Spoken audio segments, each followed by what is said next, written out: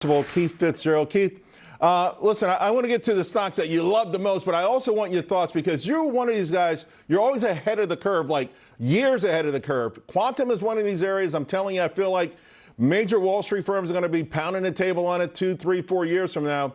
What do you see happening now, though? Well, this is where you've got to stake your bets carefully. You got to start making intelligent decisions for all the reasons that you and I talk about all the time.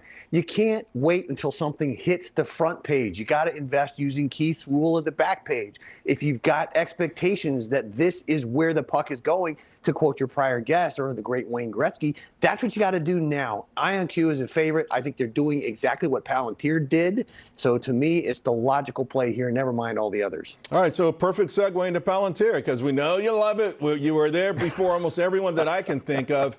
The stock obviously has a big major following. It got slammed a little bit on the earnings. It's got some of it back, but now there are lingering concerns about a lack of traction, for instance, in Europe. What do you say to that? People are sort of still naysayers. Well, I've heard that for a long time. And, I think that that's bench level thinking. Frankly, people don't understand Europe. It's a patchwork of regulation. They can't get out of their own way. They can't even field a viable cloud computing company.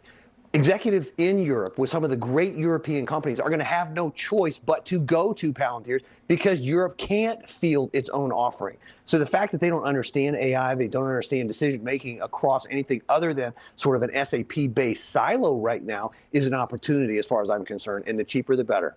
So Tesla, I'm looking at Tesla, it's up 4.5% today.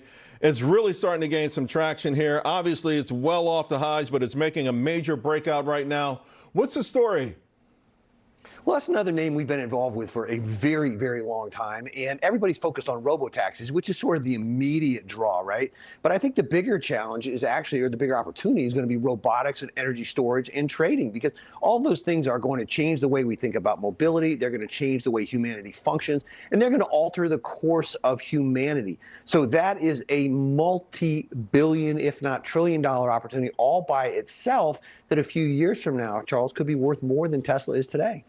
Keith, I got less than a minute to go, but I want to give you some props. The last time I saw you, I think was in Dallas. Market was in turmoil. I started the show off talking about this V-shaped recovery, and pretty soon the smartest guys in the room are going to have to chase this thing. Where do you see this market going, particularly as we start to get these tariff announcements? Well, that was an interesting conversation that day in Dallas because the market was going to heck in a handbasket, and you and I talked about why you need to stay in the game. I think that this market is still going to be gone like a rocket. To paraphrase one of my favorite rock and roll bands, you ain't seen nothing yet. When tariffs get on the table, especially when China gets on the table, this thing is gone so quickly, everybody's head's going to be spinning. All right, my man. I'll have that airworm for the rest of the day, but it's a one that's worth it. That's a good one. That's a classic. So are you, Keith. Thanks a lot, my friend. Talk to you again soon. By the way, folks,